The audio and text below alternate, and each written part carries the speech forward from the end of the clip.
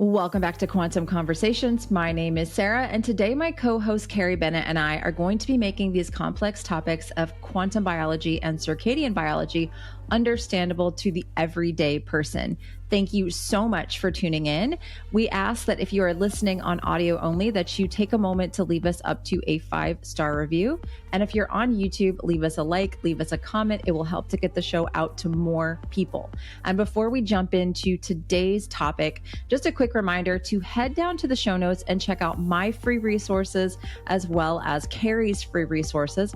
We also do have courses on a variety of topics. If you are hoping to dive deeper, Carrie and I both have practitioner courses available as well for anyone who wants to begin to bring these topics to their clients and help them to implement these strategies into their daily lives. So check those out. We also have a co-taught course called Quantum Fertility that is available that allows people and practitioners to work on their fertility using these principles of quantum biology and circadian biology. Again, thank you so much for listening or watching today's show, whichever one you are doing. And let's go ahead and jump into it now.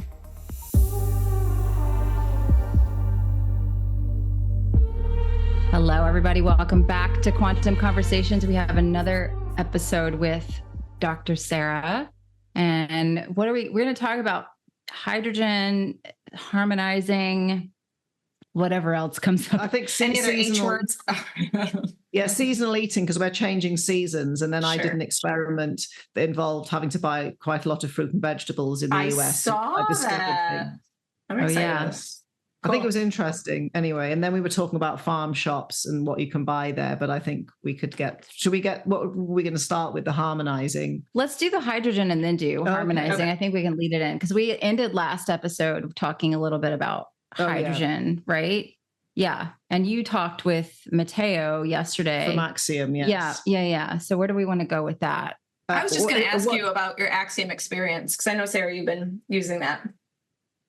Oh, no, I really like it. I've just been doing the headphones and I don't normally get tired, but today I was, and I actually found 25 minutes of the hydrogen headphones beat all the other things that I tried, apart from the cold plunge. But I think it's one of these, I find it sort of head clearing, but then there's a few nights I haven't gone upstairs because I wanted to have an early night and not done the hydrogen, and then I haven't had the greatest of sleep. And that's where I always swear that the hydrogen and the sleep with me, and also just the clear-headedness feeling. Yeah, the Axiom has got headphones, which someone has kind of accused them of being gimmicky, but since we started using the headphones with Alexis, because she was complaining of like an ear pain, and I was like, oh no, it's the fall, the things are starting to come, and she's had so many ear problems. So I was like, all right, well, let's just try these. And I noticed when we started doing the headphones, like a lot of things shifted for her, like really positively. I know it's probably a lot to say, but she has always wet the bed her whole life, stopped completely since using the headphones. And I'm like, what? Wow. Like, this is like very miraculous and that was the thing that shifted. And it really does help to I'll do them like 30 minutes before school, and it really helps to calm her down quite a bit. So when are you using them? How are you using them for just to notice that? Are you using them during sleep for her to stop wetting the bed, or are you using it before sleep? No, she just does it during the day. Yeah, same as me. I've been mimicking, because you always do hydrogen inhalation before bed, and that's when I'll do it if I've got the chance. And normally in my own house, I do it in my bed when it's dark, whereas I've been doing it in the day, and I've definitely noticed that something. Because also when you do the headphones, I swear I breathe it in as well, because it's got to go somewhere. It's got, and I think, and I've been saying it's like breathing in as well. So that was an interesting experiment. And then I think we've also been doing stuff with the water, because I asked Matteo, why does the hydrogen stay at 2 ppm for I think 24 hours? Oh, it's much longer than that. He said it can be like a week, even if you shake it. It'll stay. The hydrogen stays in, and it's a specific way it makes the hydrogen. It kind of injects it into the water. Yeah. Because I was asking him, we both are just as geeky as each other about vortexing hydrogen water, and because hydrogen can make gravity, and then so can the vortexer can, and he said that's a really good combination, and because the Axiom water, the hydrogen stays in so long, you vortex it or shake it, And it won't disturb the ppm. No, we were going to test it because he said it doesn't. But then also you could always make the hydrogen water first and then vortex it, or vortex it and then make the hydrogen water.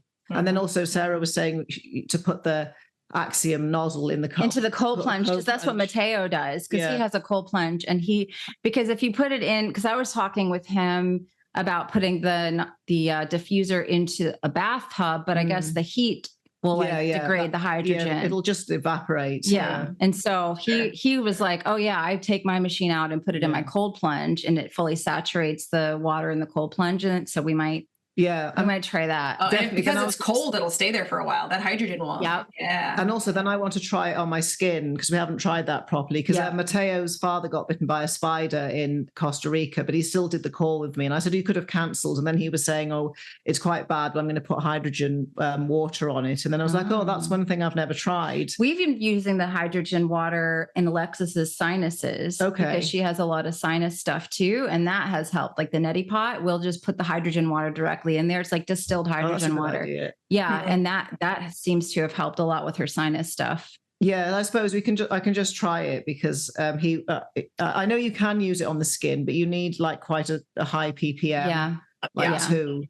Yeah. Well, I've had people, and I've successfully basically take a cloth, like an organic washcloth, if you will. They get them from Living Libations, but you have to make a fully saturated hydrogen solution. And again, you have to replenish it over and over again. So you dip the washcloth in it. But if you measure it, that goes really quickly within 5 minutes to 1.6 ppm and then dissolves away from there. So, but I have had people do it like that.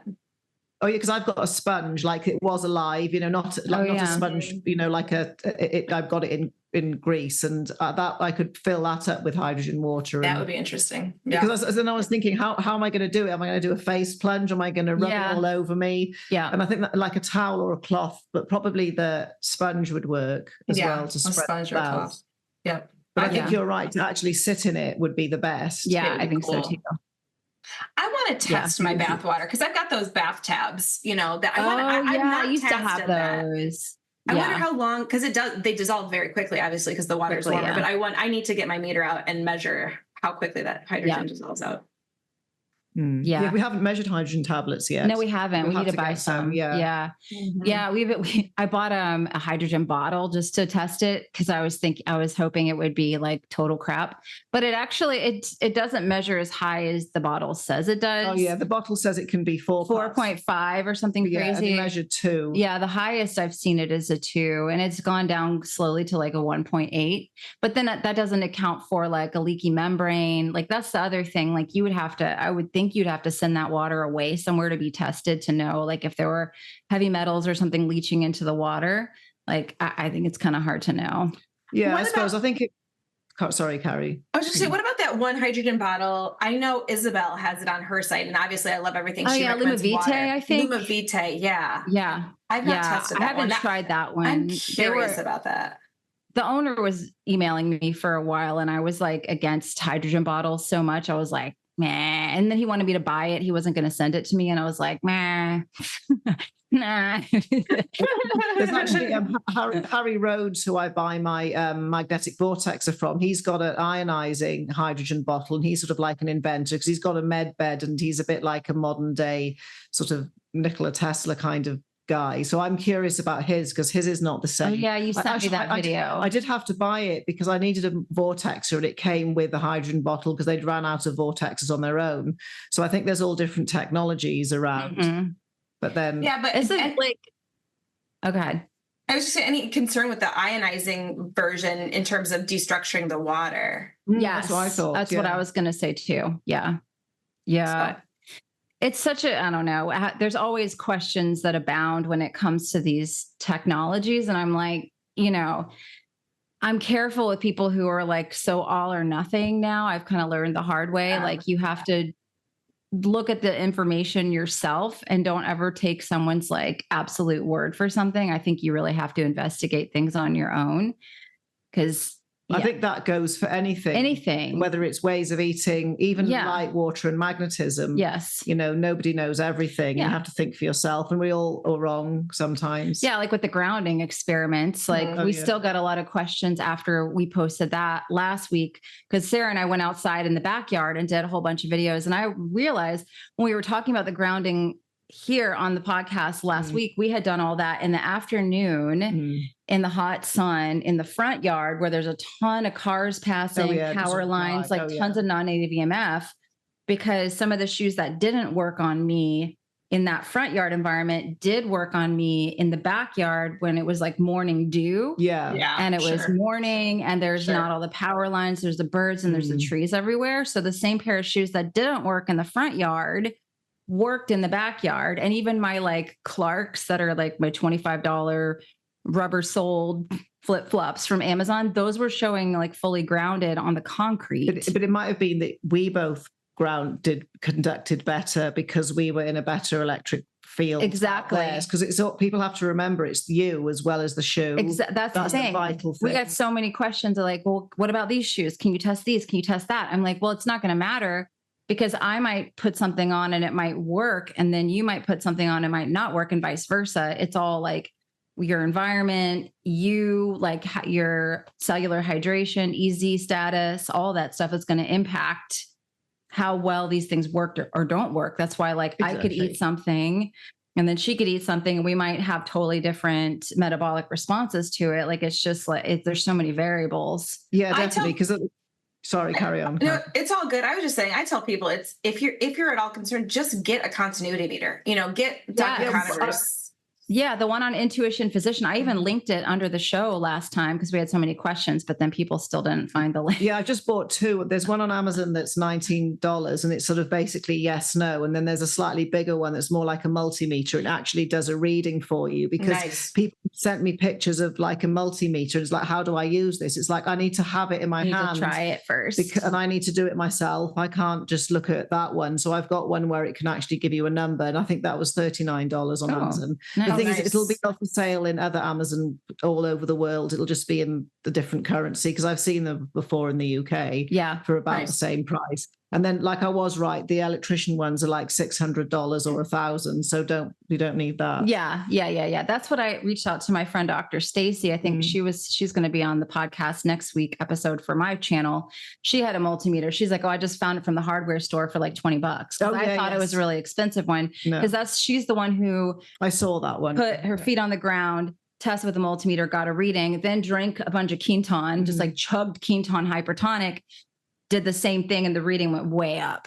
And she was like, it's the magic of mineralizing your body and grounding. You're more conductive. It just makes sense, Totally. Makes perfect sense to me. Yeah. I mean, I think those are tools that are really good they're inexpensive for people to get, and they can test out. And honestly, I think maybe this speaks to you, Sarah Kleiner, about the sandals that you were wearing and how you were conductive with those. But in the summer, my favorites are my Earth Runners, because it's not just my foot, right? I can touch the grass with my action. It's not just the sole of the shoe. It's my foot that's actually in contact with the grass as well. And that's what she was pointing out, like one little blade of grass touching your foot, you're going to stay grounded, even if you're wearing like rubber shoes that are, flip-flops. So it's like, do we need to spend like $60 on a pair of grounding flip-flops if you're going to be walking in the grass? Probably not. You could probably just buy some cheap ones. And also you can buy rivets if you've got a shoe you love. Like, because I don't like shoes at all. I'd rather barefoot shoe if I can, or nothing. But for the flexibility of the sole, but you can just buy your own rivet and stick it through and make your own shoe as well. And there's some people in my group that have got quite good at that, the rivets. And all they would say is don't buy the pack of 5 rivets because it's cheaper, because it's rubbish. Just buy the proper kit. And then you can do it in your own with your shoes that you like. Because some people have a favorite pair of trainers, or lots of grounding shoes are ugly, I think. Yeah. I want all my golfers. I wonder if that can be done in a golf shoe. I want all my golfers to have that and wear grounding socks with it. So yeah. Oh yeah, definitely. Yeah. So although, I don't know that grass on the golf course. It's so treated. Sometimes. I don't know if I wonder if it's conductive. It'd be interesting. Yeah. That's what I was wondering too. It's a special kind of grass and it's very well looked after. But I don't know if they spray on. I think they do. One of my friends who's functional medicine doctor, you know her, she came to visit last time you were here. She did this kind of like a little bit of a fear mongering post on Instagram that was like, golfers have the highest toxicity levels of all the people I work with. Oh, yeah. Because I guess they spray the grass and they spray everything to make it look so pretty. And I don't know. Interesting. I don't want to ruin anyone's golfing. No, I think you can still get so many benefits from being outdoors and being 100%. In the sun. I've seen so many golfers get their blood pressure regulated, their circadian rhythm regulated because they actually took advantage of it. Oh, no. And it depends which country you're in and what kind of course it is, because there's all different. And it's a massive thing near where I live. I think there's about 4 golf. And definitely that's something I can play, but I'm going to do it more when, as I get older. And it's very sociable as well, because lots of people do business deals and networking. I'm going to do pickleball. You play pickleball? No. I'm trying to get my husband. I know what it is. Yeah. I just prefer outside things. I think it's... Pickleball's outside. Yeah, it is. What is it? Is it like tennis? Like mini tennis court. It's really popular. Yeah, we do have it in the UK. I know that people play it, but... I think I need somebody else to play with then, because with golf I could always go on my own. Sure, that's a good point. Yeah, so. I think with like all of the worry, because I got this question about should I open my windows? I'm afraid of mold. I'm afraid of humidity, and I'm like, yes, you should. Because whenever we can actually expose our bodies to more infrared, we're going to expand the exclusion zone. That's going to help to deal with toxins, pollutants, that sort of thing. So I think subcellular melatonin too, right? To detoxify, we need that subcellular melatonin with the near infrared light. Yeah. Mm-hmm. Yeah. We get so short-sighted in the alternative world of like, this is good or this is bad. And it's like, nature gives us a lot of things to help offset some of this stuff. Not that you want to intentionally go bathe yourself in it, but in mold. Yeah. In mold. Oh, yeah. Okay. Yeah. Yeah. Yeah, that's the thing that I've been thinking about this for ages. No matter what, there's something wrong with everything, right? Someone's going to freak out about it, and you have to just leave it. And it's like, if even outside there's all sorts of annoying things. It's like, if I thought about it, I would just jump off my freaking back deck. I've just kind of given up. Even with food, it's because I was saying about the seasonal eating. No matter what, that it was organic, then it comes from California, but then it's something you can spend forever pulling your hair out. Mm-hmm. And there's something, no matter what, there'll be something wrong with anything, and you just have to just let it go sometimes. But definitely with the opening the window question, I always think light and other things come in through the window as well. And if you shut it, you're sitting in blue light now. Right, exactly. So you've got all the problems of mitochondrial situations, cellular dehydration, damaging melanopsin, all of that. Blood glucose dysregulation. Stuff. Yeah, because it's been hot here. It's been like back to summer weather again. It was weird when she got here. It turned to like UK weather for a week. It was like cloudy and a little windy and felt a little like fall. And then all of a sudden it was like, oh, wait, we forgot. It's actually still summer.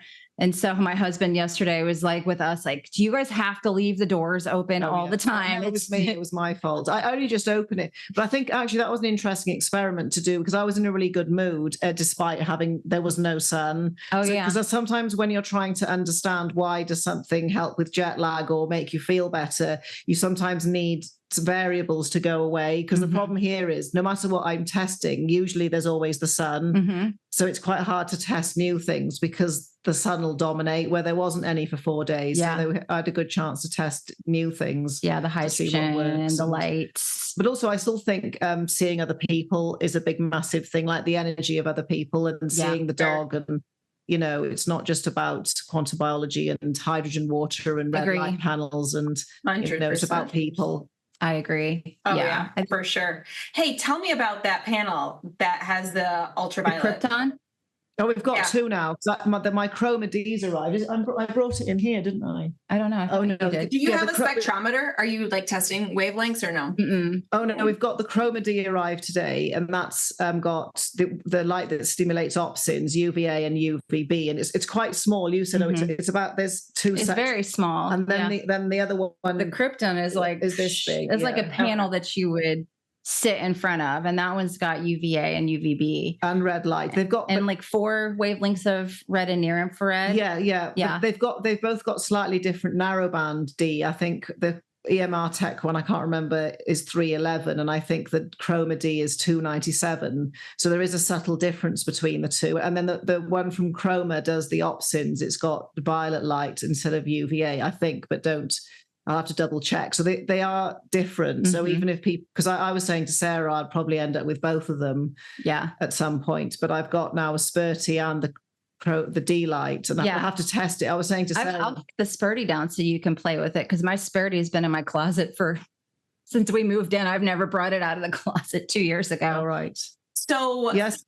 That was my exact question. So with the Spurty, I learned the hard way, right? Way back in the day. Like UVA and UVB, just full spectrum pretty much. I looked in there. Yeah. And like, I did a 5-minute dose the first time I ever did it and killed myself almost, right? Yourself. Yeah. So like, what's the dosing like with these other two lights? Krypton turns off after 1 minute. 1 minute. So you have to manually turn on UVA, UVB. The red and near infrared will stay on for 30 minutes or whatever. But like, you have to actually manually go and turn those back on. And Chris did that on purpose because he's like, you really just want to microdose these and then wait 12 hours to see how your body responds. Because with me, with the Spurty, when I did that, the burn, I initially was like, oh, okay, I'm fine. And it was like that night after I had done it, it was like my back felt like it was on fire. Yes. And then I had a fever. And the next day there were like boils on my back that were filled with pus. It was like some aliens were going to burst out. So be careful, friends, with these artificial lights. I mean, and I did use a red light panel with the Spurty. I've never used it on its own. I've always used like a red and near infrared panel in conjunction with, but in a dark room, or actually I had the window open. Anytime I use the Spurty, I open the window so my eyes can see, but like still. Yeah, I always use it. You be careful with the window open and a red light. You've been taking it outside to use. Yeah, but I've never burnt myself with a Spurty. Or actually, I've only been sunburned once, and there's been a few, but I've been in some super high UV. But I think with the sun in my head, it's really hot. Yeah, I'm in the sun. This could be dangerous. Whereas with a light, you don't feel it. Like, it's just like right there. Yeah, and then you don't feel the heat. With a sunbed, I think they're all set up because otherwise they'd be banned and people would sue the salon. So I think it's quite hard to burn with those. Whereas the home ones, you do need to be careful. You're very careful. Because I don't know about the burning risk from a Chroma D, but then I'd imagine it's similar to Chris's one. We'll have to test. We'll have to play them later because they are different. Yeah. And who knows which is better. I think it's just horses for courses. Yeah. I personally would like to have something I kind of sit in front of because I just love that feeling of the warmth from the infrared. Like it just feels so soothing and relaxing. That's just me, but I'll try the Chroma. We will report back. Yeah. Because I always do this. Like I'll come here and say, oh no, I've just spent all this money coming to visit. I'm not buying anything. You buy stuff. Oh yeah. Or you try my stuff and then you're like, I got to buy things. Oh yeah. Well, I'll buy stuff for Alexis and the kids. I can't, but then we bought some Vogel. We bought Vogel crystals last night. Yeah. She sent me a video and I was like, okay, sold, bought it.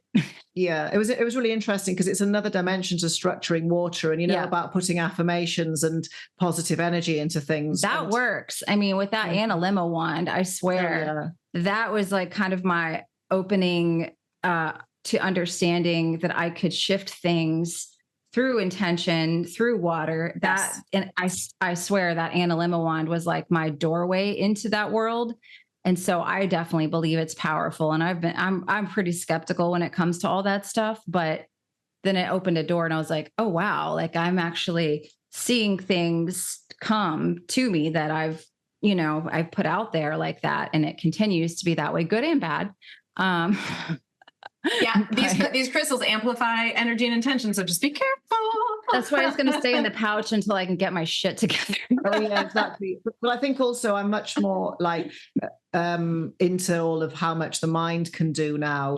Sure, like I was saying before this, like I've done biochemistry since 1997 and I know its limitations. And I've always been interested in sort of hypnosis or And so I've had, but nowadays I'm much more focused on it. And it's one of these things, you have to do it properly. And there's certain environments, and you can't lie to crystals or water. If I'm pretending or I'm full of shit, then it's not going to happen. Right. So there is that. Because that's like I was trying to say with people that want to do Veda's freezing technique, you have to, I think you have to develop a relationship with water. And it sounds very woo, but like you have to have a respect and an understanding of it, I think, for the freezing technique to really work properly.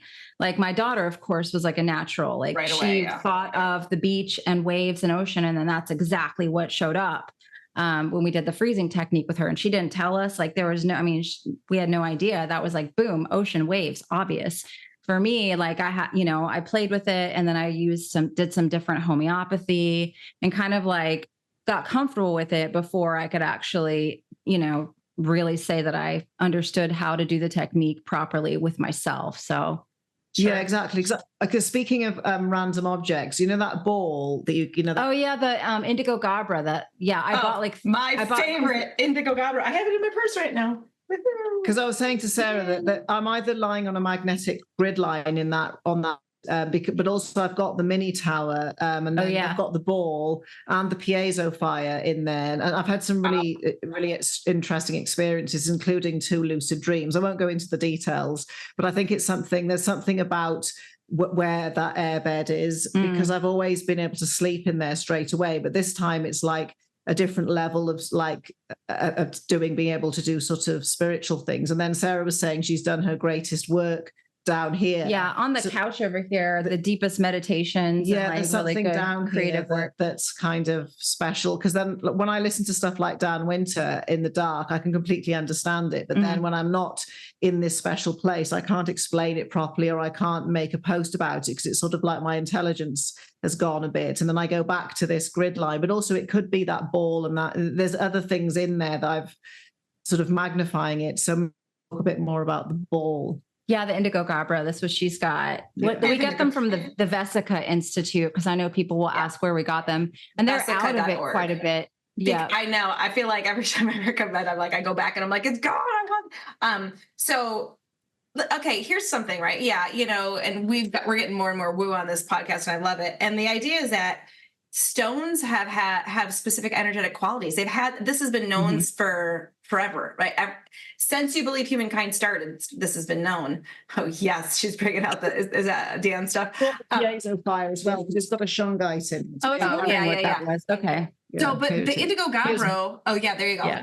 The Indigo Gabro is known to amplify. Well, it absorbs detrimental energy frequencies and it amplifies the good, right? Which is like what's been called that. It actually, so Sara Pugh, it absorbs the negative and it emits the BG3 quality, which is the sacred power spot quality, which is what you find at magnetic cross points anyways. So it's like that would make sense, right? So it's like you're kind of amplifying that effect in the environment. But also there's a mini tower in there, and they make places of power. Right. And I've got like an obsidian one as well. I don't know how to use it properly yet. And then the chroma's in here, if people wanted to see the size.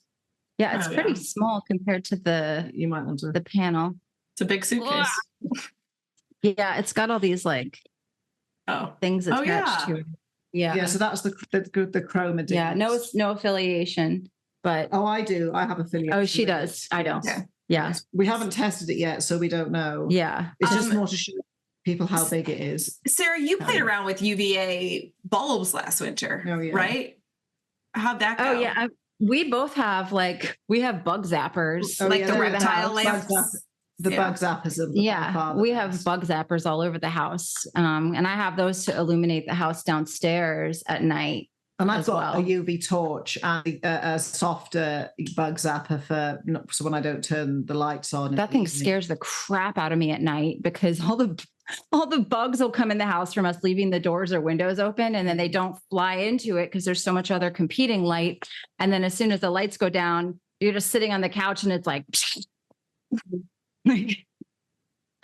I jump out of my skin every time. I'm like, some really lovely bugs here, because I sent you the butterfly. Oh yeah, you did. I found this morning. She's not used to the cicadas, and we have some crazy alien sounding bugs, and she's like, this is What did you say that it sounded evil?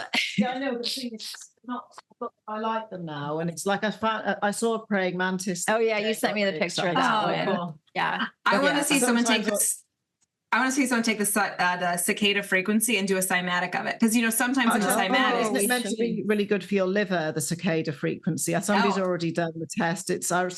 I've definitely read it that it's for the liver. But there's about 4 different breeds in that backyard. They make all kinds of singing. Oh, yeah. It's very loud. So if you're not used to it, you're just like, what the hell is this? Because I've been hearing it my whole life.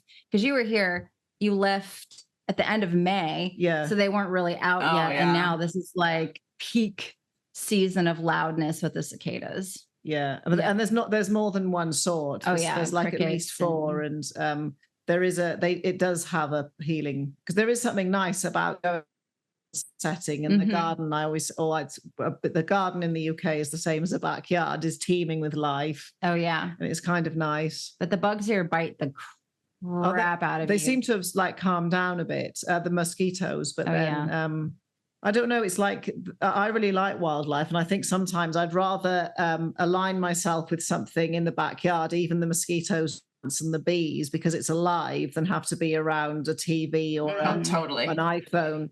And I can find joy in them, and they do entertain me. I guess. So speaking of insects and wildlife and stuff, did you notice, this is a huge thing that I noticed in our yard when we got the cosmic tower, literally our less than half an acre, maybe 3/4 of it, or a third of an acre yard became a sanctuary for every animal. And it's like this morning, we had a rain this morning, and, you look out like in the front yard, you look out and you see like other people have like a couple of birds. No joke. I counted 17 birds in my little yard. And she is the bird watcher. Oh yeah. I like the bugs as well. But also when I set up electroculture in my backyard, I even had some dragonflies, and they normally in the UK stay near water. Oh yeah, we got tons of dragon. Yeah, we have tons of. Yeah, I like the dragon. Tons of wildlife around here too. Definitely. You might just have it in general, but I just feel like as soon as that cosmic tower got set up, we have a family of possums, a squirrel, a three-legged bunny rabbit. We get bunnies all the time. There's loads of squirrels that I didn't notice last time. Oh yeah, we got lots of squirrels. Yeah, it just squirrels feels like for the size of our yard, it's like we have a large density of wildlife. That like maybe it's also the lighting, because we have circadian friendly lighting at night too. So maybe that's part of it as well. But that's a good, interesting point. Yeah, because I wonder how much the monstrosity, the neighbor next door, has like wrecked the wildlife with all of his. And also, we don't know how much, because I don't imagine you spray chemicals in. No, exactly. So that we don't, but our neighbors do. Yeah. So it's like, there's only so much control you have in an urban environment where other people do things, and you're like, well, yep. What can you do? What can you do? You can't. No need to fear it. Keep on. That's what my Vogel crystal is for, is to help me bring in our next living space. Yeah, definitely. Because I think what I find interesting with crystals, you can get different numbers of cuts, like 4-sided, 6-sided. I had a 6. And then you can get 22-sided and 24. And I got the 13-sided, of course. I wanted the one that's different from everything else, and the unpopular one. Yeah. But I think it's like it's back to the sort of sacred geometry that 6 or hexagons is sort of, I was saying to Sarah, that's probably the best one for you, because it's kind of very it's like organized, and it's like a symmetrical number, and then it's about like we all gravitate to different sort of things and energies. I think it goes based on resonance. Exactly. People are like, well, which one should I choose? I want to get a Vogel crystal. It's like, which one looks coolest to yours? Which one resonates with you? The one I bought, I just kept like going. I was scrolling through the page, and I kept going back to it, because the website that and I put it in our chat in case people are going to ask. It's VogelCutCrystals.com/shop. You can buy what's on the website. And I kept going back to this particular one over and over and over again. I was like, okay. So before bed last night, I bought it, because it just kept on coming. Like I was drawn to it. The 6, because you've got the medium 6-sided. But I think on another subject. So Carrie, what is the biggest thing you would say with people and red light therapy panels that doesn't get talked about a lot? So many people talk about how inconvenient it is to kind of set them up. And sometimes they just want to put them directly on their body, and you really can't because of the non-native EMFs. Yeah, exactly. That is why we are both so excited that we have these little battery operated bond charge panels. You can put them right here on your skin, and you're not going to be getting all that non-native EMF. You can set it up for your kids, put it right next to them, and you don't have to set them up in front of a big panel and make them sit 6 to 12 inches away, right?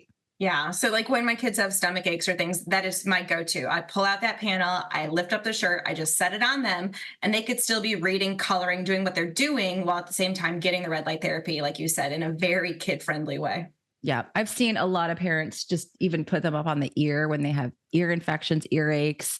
It is just so, I mean, I'm just doing it here on my ear right now. It feels so good. So these are absolutely fantastic. You can use the code QuantumPod, all one word. There'll be a link down in the show notes to save on yours.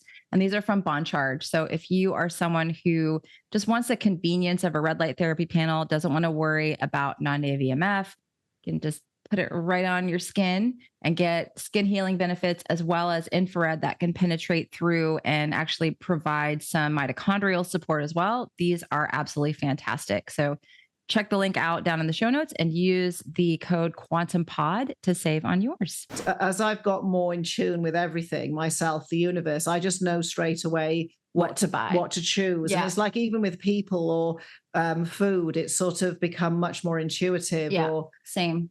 When to do things. Like I just knew straight away that was the right crystal for me, even though I'm not an expert in crystals, you just know. Totally. Yeah, totally. I've done that with all of my crystals in this whole office. Like I'll walk straight into wherever I'm buying it from and I'll be drawn to that particular one for whatever reason. But I think also with people and stuff like that as well, I kind of know straight away what I'm looking for in friends or associates or partners or whatever. And it's not like a prejudice or a type. I kind of know who's a soul friend. Yeah, or, totally. Yeah. Who you resonate with. It's resonance. Who right. you resonate it's with. Like a coherence. Yes. Yeah. Like when she got here the very first time, like we never had like seen each other before. And I was just like, oh yeah, I feel like we already have known each other for like a lifetime or something. Yes. It's just like that. And that my house is very like crazy. I don't invite I don't invite like family members over. I try to avoid even bringing like family members over because it's just this is such a wild environment, and it's been a lot of crazy energy over the last. There's like good and bad things. There's sort of a time vortex here. Yeah. It's not us imagining it. Literally the time is just whoosh. Yeah. As soon as like 9 o'clock hits, it just goes in like warp speed. And then from like 3 o'clock until 7 o'clock is like 10 hours sometimes. And then there's this relativity, like I was saying down here, that the creative and intelligent, the brain enhancing space. Yeah. I don't know how you feel about the room in there where the PEMF bed was. I'll go in there. I don't dislike that. Was like when Alexis was having the worst time, I would just go sit on the floor, and it is grounded because I've measured, but I would literally just go hide and like lay on the concrete floor down there. I was using my spiky balls there to do some massage. Yeah, I do actually quite like it. And I actually really like the basements because I do too.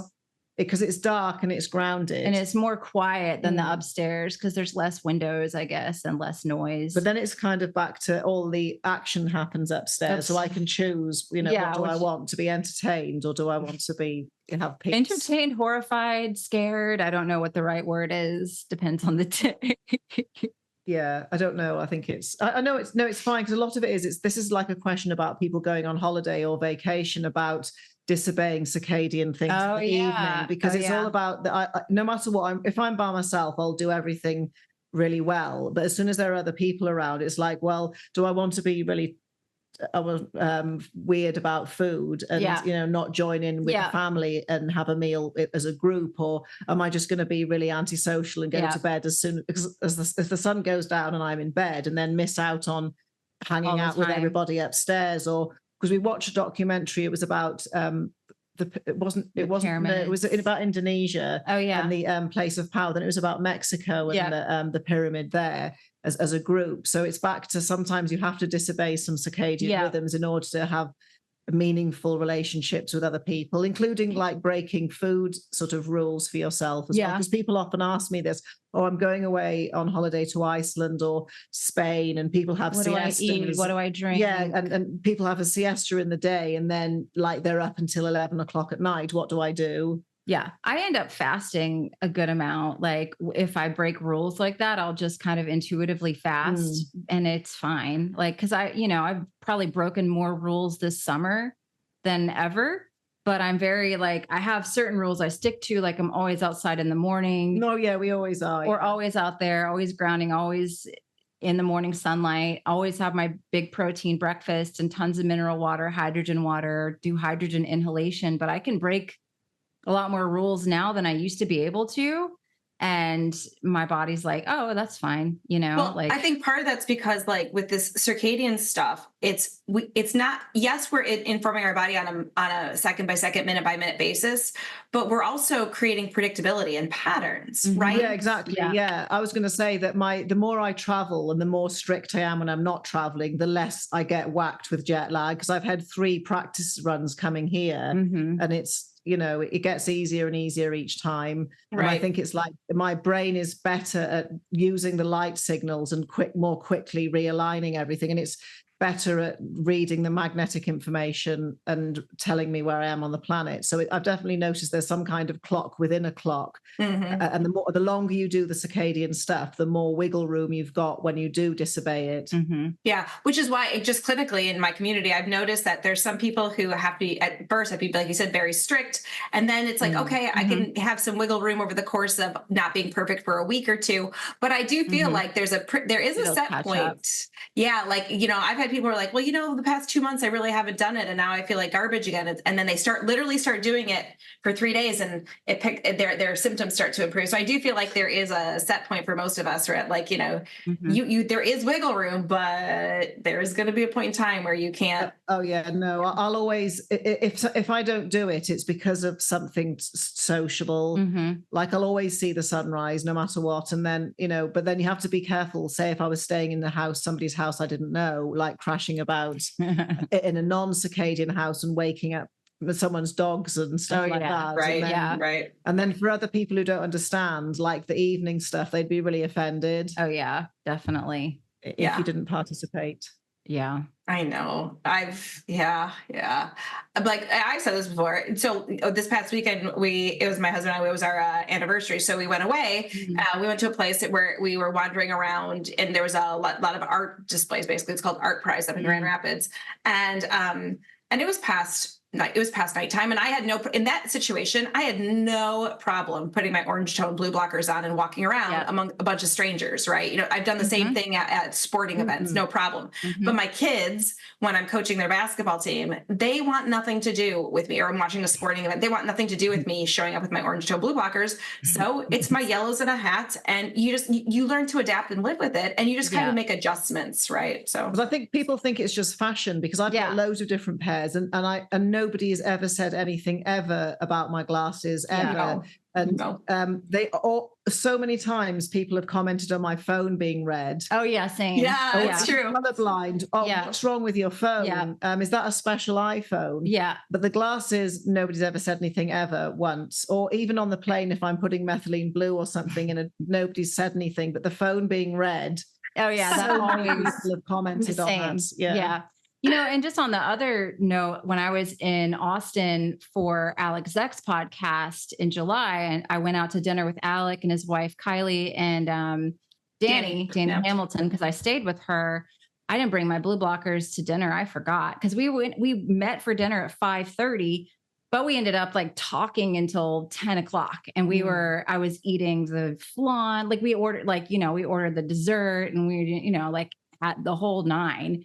And I didn't have my glasses. Danny had her glasses. She was like the good one, and she has a timer on her phone, so she can't check apps after like 8 p.m. Her whole phone shuts. Yeah, it's good. Her whole phone shuts down. Amazing. And I was like, I don't have my glasses. I'm eating the dessert. But we were having just like this amazing conversation. It was just like so much fun that I was fine. I was like totally fine. It didn't mess me up. I had to fly home the next morning.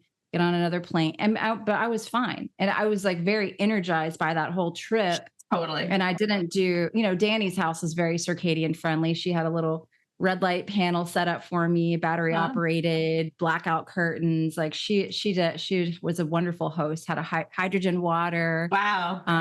Yeah. That's where you got the idea to do it for me when I came. Because when I arrived, Sarah had set up a little circadian sort of pack of like hydrogen water. The thing is, and I was thinking you could like charge for this like a retreat, have a little circadian. We're doing a retreat, right? I'm hosting a retreat next summer. And so that's what we're talking about. Like what could like a really fun swag bag be, like when people show up, right? But I think also like having that set up in the bedroom for people, like some hydrogen water, some kind of red light device, and also the salt lamp on the salt lamp. Yeah. Yep, exactly. Yeah. Yeah, it was really sweet. Yeah, that's just, I mean, like, so everyone thinking you have to just like be perfect all the time. I think there's something we often forget about, the joy factor and like what that does to support our bodies and our metabolism and just having fun and being with people sometimes. I've done that a couple of times this summer. Like I went out for my sister's birthday. I was out till like 11 o'clock at night and I ate dinner after sunset and I had dessert and I didn't wear blue blockers and I was fine. And you didn't turn into a vampire. I had abs the next morning. I was like, oh, okay, we're fine then.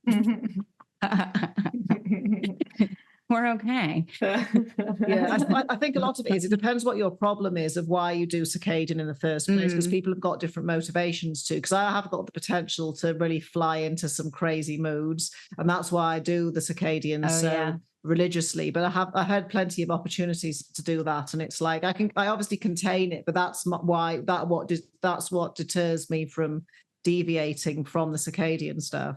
Yeah. Because I think it depends on what's the consequence. Because some people, they just get tired, or some people, once they've eaten one bad meal, it'll set. It's a week. That used to be me. Yeah, because I can have one thing and I'll not do it for days. That's me now. But like it used to be one birthday cake, one cookie. And then I'm like, oh, I had a cookie at like 1 p.m. So I'm already like planning in my head, like, and for dinner, I'm going to get nachos and then I'm going to order ice cream and then I'm going to do this. And then tomorrow I'll have like, it was this then I'll be clean tomorrow, but it's hard. Then tomorrow I'll fast. And but then the next morning I wake up and be like, I really want to have like a bagel with cream cheese. I haven't had that in a long time. And it would just set this whole thing off for like, sometimes a couple of weeks, because I had one cookie at a party that I wasn't planning on having. But now it's like, if I want to have a cookie at a party, then I just like, sometimes I like won't even eat dinner. Or if I do have dinner, it's like something just very light and I just go on with my life and it doesn't affect me. And also if you eat a cookie,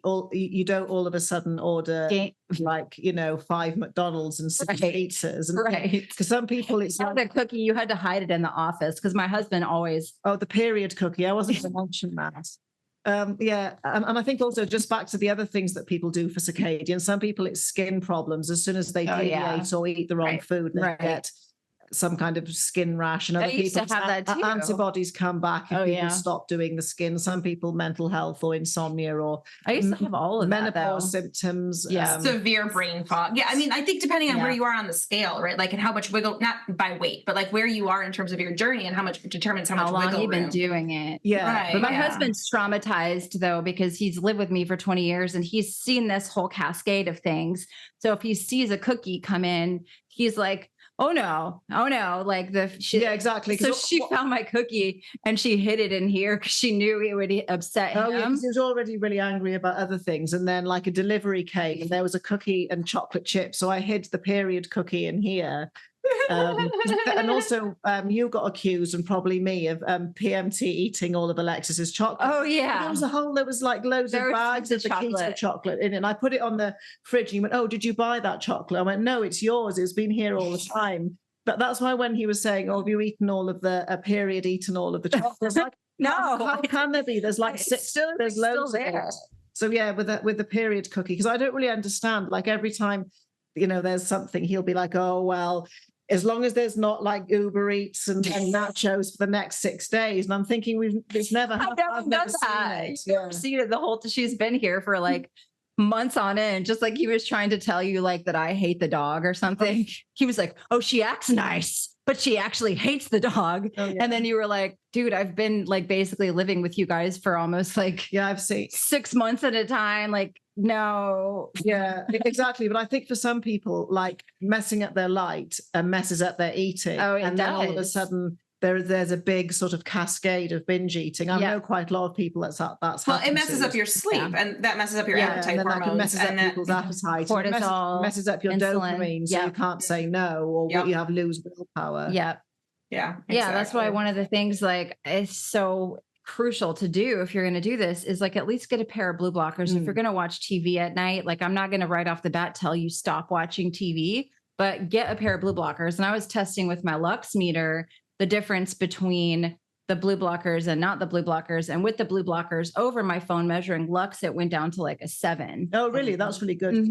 Because I want to measure the kaniki and clothes and how much light gets in. Because I actually think my cotton stuff lets more light through. Oh, yeah, definitely. I think so too. I use linen. I use like lightweight linen or lightweight or like cotton. I really do think it lets in more light. It does. Yeah. Yeah. And also I think with the TV, personally, I don't like it because I like to listen to audiobooks and imagine the whole stuff with my own mind. And also because I'm getting into lucid dreaming, and like a lot of people ask me, when you do manifesting, what do you do? And I say, well, I visualize how everything I want it to happen. And it's because I don't watch TV and I don't even watch videos of YouTube or Instagram anymore. I'll listen or just read quickly because I don't want an outside thing making my own internal movie generator get lazy. Yeah. But again, I appreciate that some people love telly. And my husband with the football. If you try and say, oh, you can't watch telly, they're like, right, I'm done with quantum. I don't want to do it. Right. And you have to have like, and then other people are the same as me. They're like, oh yeah, I threw it out 7 years ago and I've never looked back. Yeah. We haven't really watched very much. Oh, that's TV massive. I really was disturbed like by the TV because it's like it's big. Huge. But I've got the red Dave Asprey True Darks. Oh yeah, that wrap around. Because I was thinking, oh no, that it's going to be still going through. But if only 7 lux gets only 7 lux through my raw optics. Really raw optics, orange or raw optics, or like, have you ever tried any of the red ones? Have you put those on the True Dark? I haven't done the Viva Rays. No, I haven't. We should do that. Oh, actually, because Raw Optics have sent me some blue blockers to try. Yeah, their red is not as red as like a Viva Rays red. Oh yeah, but the reds I've got are the reddest of the red. Yeah. So maybe for the telly lovers, that would be because I watch. Let me tell you, Helly Bento has red. She sent me some. And I was like blind as a bat with those things. I have them in my purse. Yeah, I put them on the baby. They're the best for like, if you want to watch, I love them because I don't want to watch TV a ton, but I want to socialize with my husband or my son, so I'll watch sports. I don't dislike TV. It's like lots of food. Like Matt keeps saying, Sarah's husband, do you want to try this? Do you want to try that? And he's like, actually, I don't want to know about it because then I can never want it again. Whereas with the telly stuff, sometimes it's better not to know about a series because as soon as we start, we all want to watch all the whole of it. thing. It's like sometimes it's better not to know, and then I'll forget about it. Yeah, I don't know how to compare the Kelly Bento glasses and I have them. I'll let you see them. So the True Darks, are a bit like you stumble around and trip over the dog. Well, that might be the same. Test them. Let me know. Well, I got your Lux meter too. For I'll do the same thing. I'll test it and see. Yeah. I also always have to put the art. Every TV, whether it's in a hotel room TVs. I pull it out of the wall. Yeah. Right. But like if there's a football game on, right, that has to be watched. Has to be watched.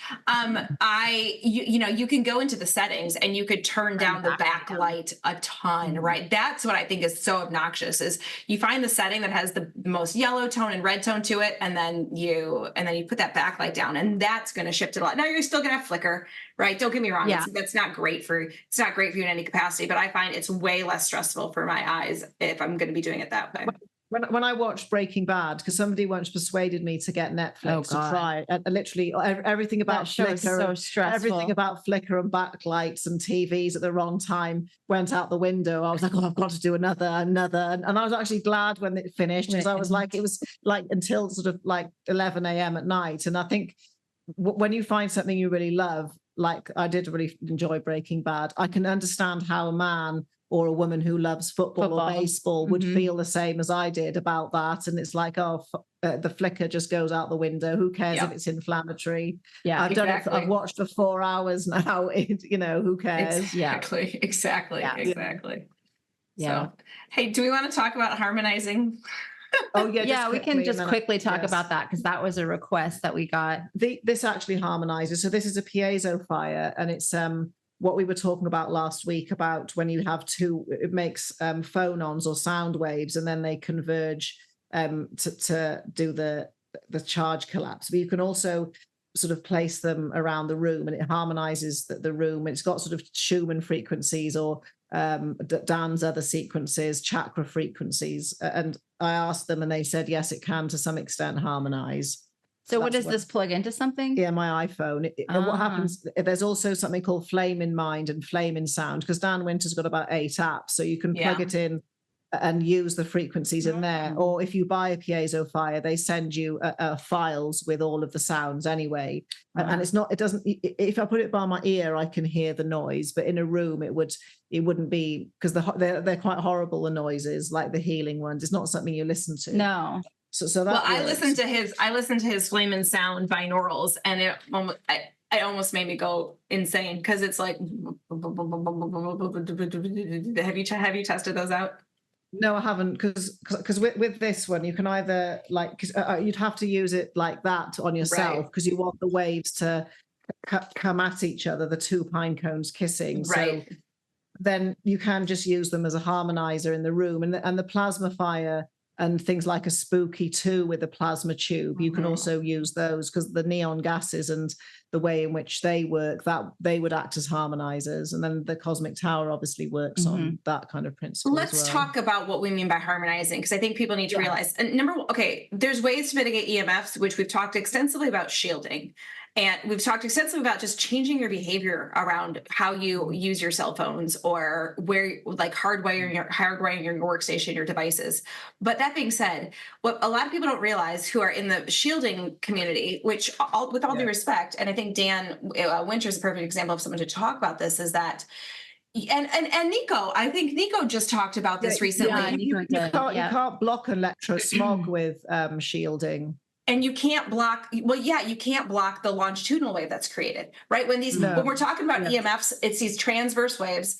And when transverse waves interact, you can create a longitudinal wave, and that longitudinal wave can also be biologically harmful. So you can block this component, but you can't block this longitudinal wave, or this sometimes called scalar wave component. They penetrate Faraday cages.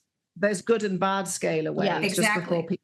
And also, you can't just paint all the walls with EMF paint and stick Mylar on them, because now you've trapped the EMFs in the room, more of an issue, and you've made a microwave. Yeah, exactly. Especially if you're using a device inside of there. And so that was my thing.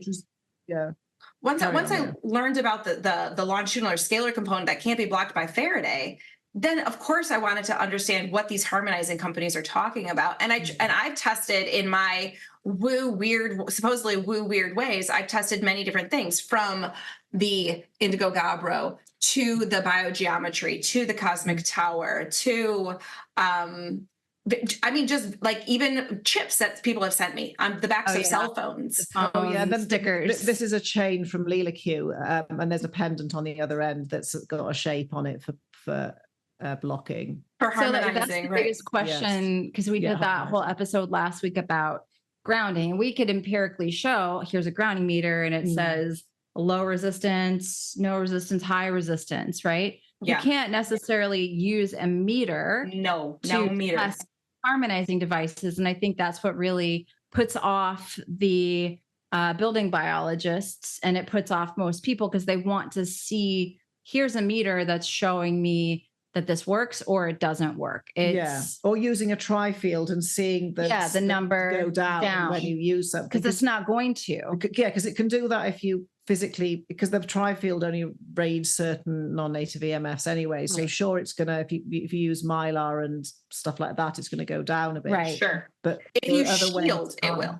Yes. If you shield, you'll shield the so source of non-native EMFs, Mylar or, some shielding blanket meter, you'll definitely notice a decrease in, let's say, RF radiation, right? Radio frequency radiation. Yeah.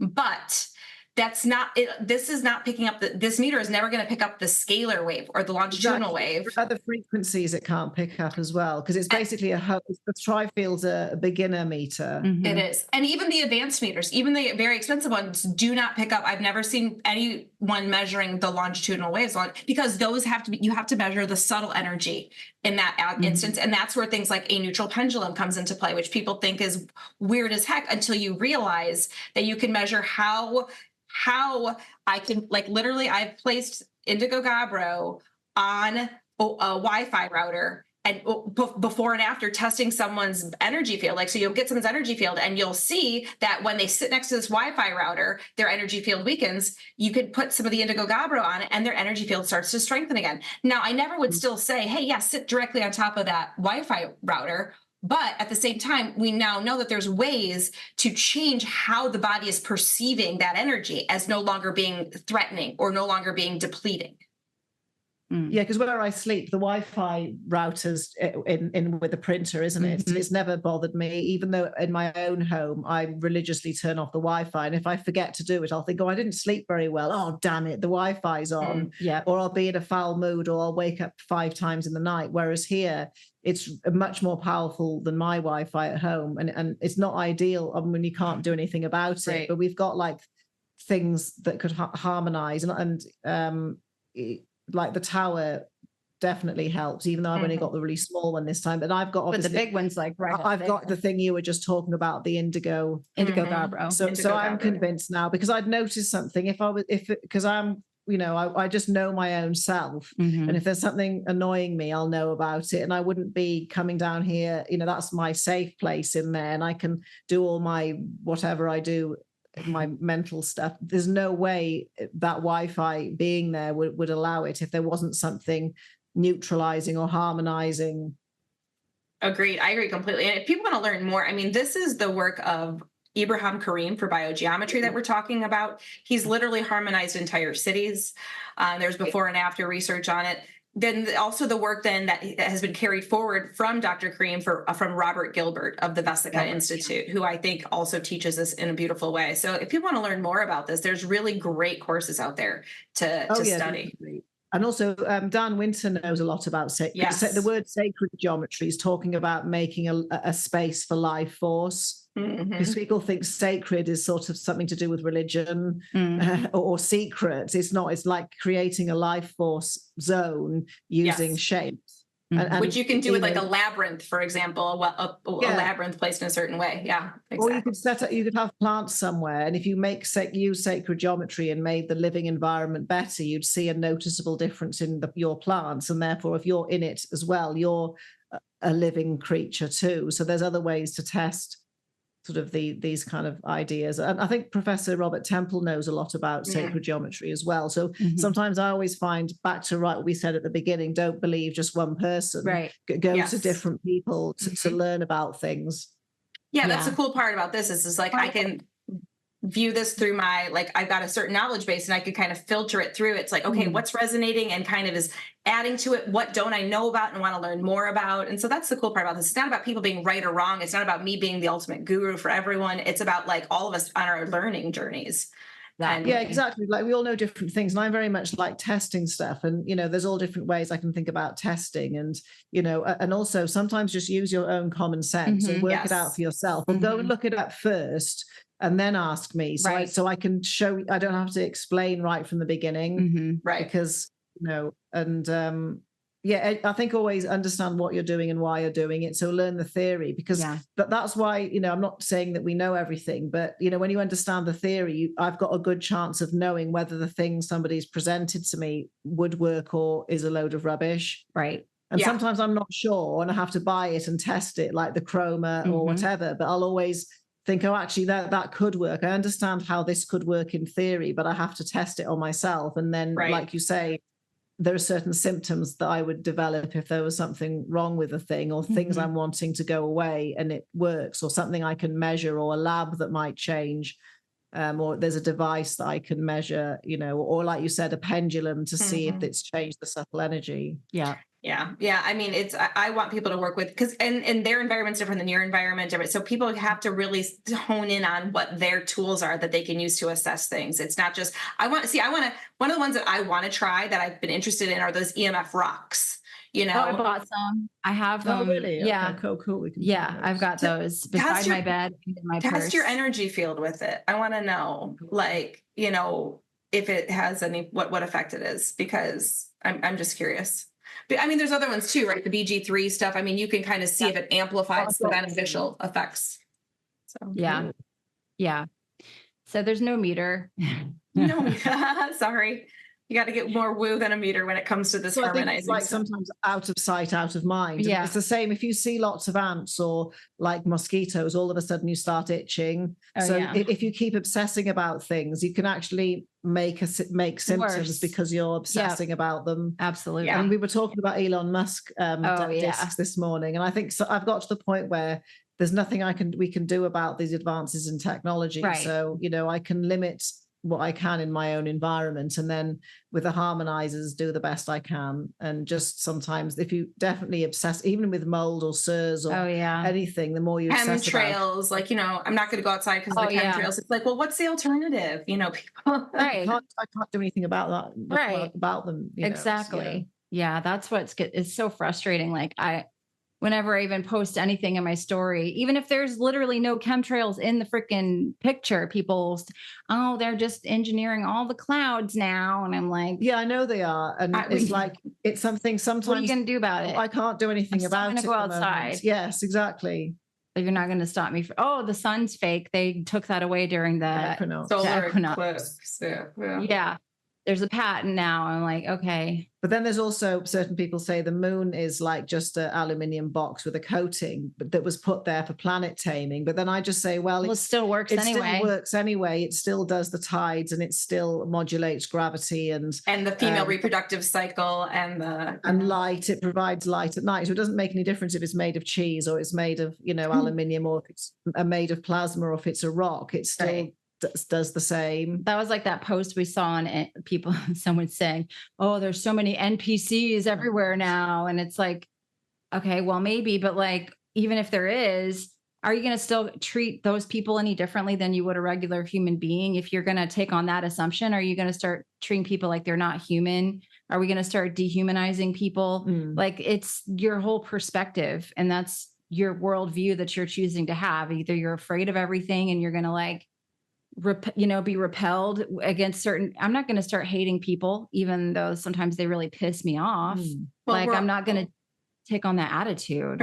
We're all one. And oftentimes what we see that's on is stuff that's being reflected to us that we have to work on in ourselves. And we all belong to, whether it's the praying mantis or the beetle or the carpenter bee. We're all one, we all have, there's some purpose for each one of our energies. There is. Like a spark, as I'd call it. We all have a spark, and we're all meant to reunite back.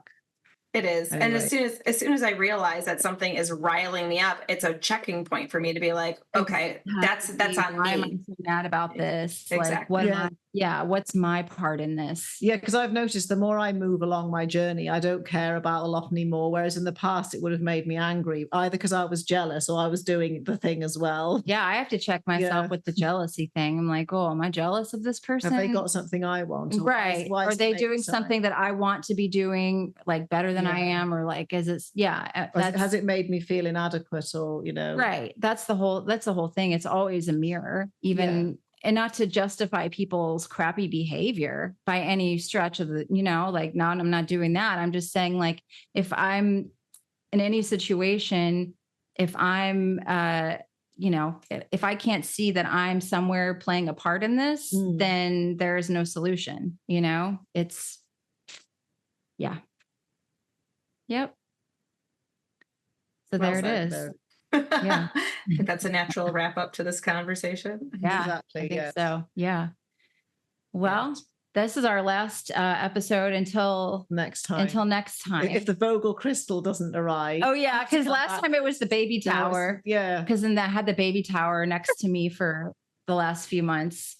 So I've imprinted it, but now she has the baby tower. Yeah, exactly. And just like the CT35 was the last one. Yes. Oh yeah, I had to come back for that. You had to come back for the 30. Yeah. Because also, we all have weird days. I'm thinking, oh no, they all hate me. I'm never coming back. And I'll be back in the UK crying for a week, wanting to come back, So it's like, no matter what, like I'll be back here in some form. Yeah, exactly.